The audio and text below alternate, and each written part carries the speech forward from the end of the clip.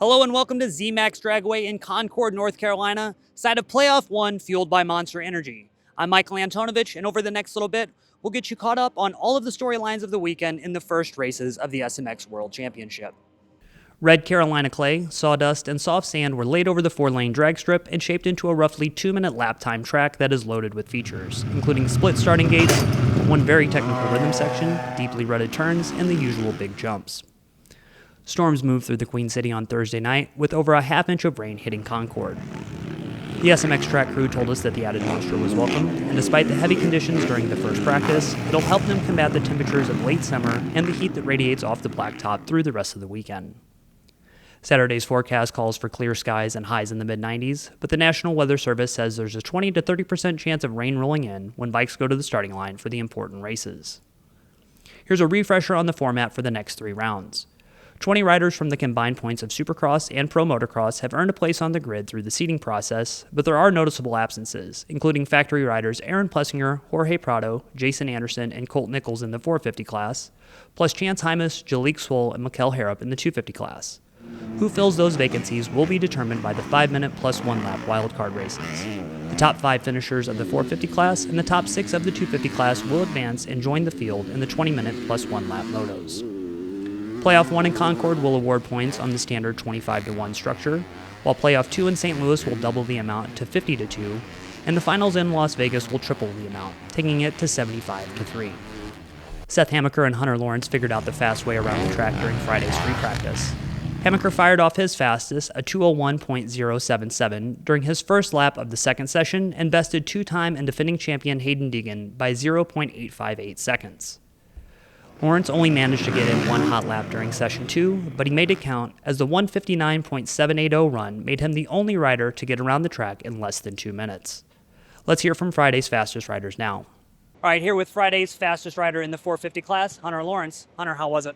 It was good. It was quite technical and tricky. They got a lot of rain last night, I believe, and leading up to this building the track, so there was a lot of sections that were really deep and really heavy, which honestly makes our lives way tougher with the bike set up because it is so Supercross inspired, and the bike's not built to handle those conditions because it's very unlikely in a Supercross stadium. So it was good though. Happy. Track layout's pretty cool. It should be a good day of racing.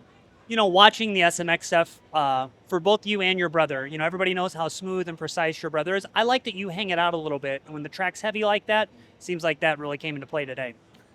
Yeah, I mean, I feel like he probably hangs it out a little more than me sometimes, but it's Yours like looks like you're hanging it out. Yeah, Yours makes it fun. There's some times where you have to let it go, and all the team and stuff, they like to see it because I am such a smooth, calculated, precise rider that I don't often do that. So they like it when they see it a little bit. So yeah, it's cool. Thanks, Hunter. Thank you. Here with Friday's fastest practice rider in the 250 class, Seth Hammacker. Seth, what's the lowdown on the track? Yeah, it was a very challenging track today.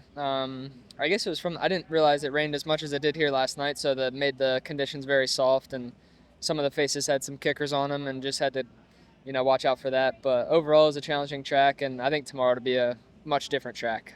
More lines to develop tomorrow and just more of a flow. Today was kind of just getting the jumps down, getting the timing, and I felt good. But yeah, like I said, tomorrow it should be a little bit more packed in, and the line should develop a little bit better. Hey, you guys are pros, you know exactly what you're doing, but what's a little bit more unnerving during these free practice sessions? Figuring out those 2 big back-to-back jumps in the middle, or how you're going to finesse your way through that long rhythm?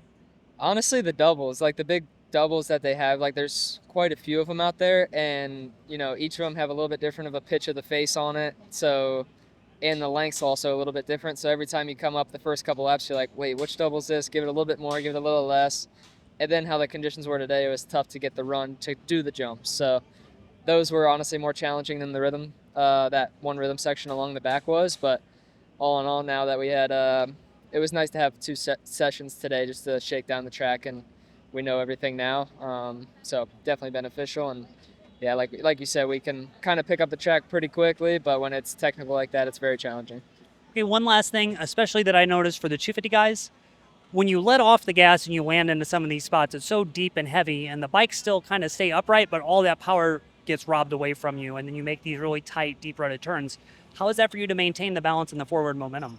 Yeah, it's challenging. So, there's a lot of singles that you launch out in the flat, and then some of the outdoor sections, they kept it pretty deep and with the rain. So like, if you don't land on the gas, it kind of throws you forward, unloads the bike, and then you get back on the gas. So it's just a balance of, finding the right power and the right landing spots to not get into the deep stuff too much, but also keep your momentum up and opening the track up as much as possible. And some of the ruts were really deep today and not allowing much momentum to be carried out of the corners. So to carry as much speed as possible in the entry to help that coming out is super important. Cool. Thanks, Seth. Enjoy the weekend. Thank you. Saturday's action kicks off early with bikes on the track for time qualifying in the morning and racing in the afternoon. You can watch all of the action from start to finish on Peacock, NBC, Telemundo Deportes, and the SMX Video Pass for international viewers. With race day live beginning at 9:30 a.m., a special pre-race show at 2:30 p.m., and the first gate drop at 3 p.m.